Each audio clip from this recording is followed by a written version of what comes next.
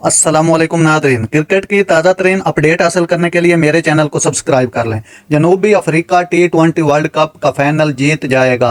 साबिक ऑस्ट्रेलियाई spinner Brad Hogg ने जनूबी अफ्रीका के T20 वर्ल्ड कप का फाइनल जीतने की पेशगोई कर दी।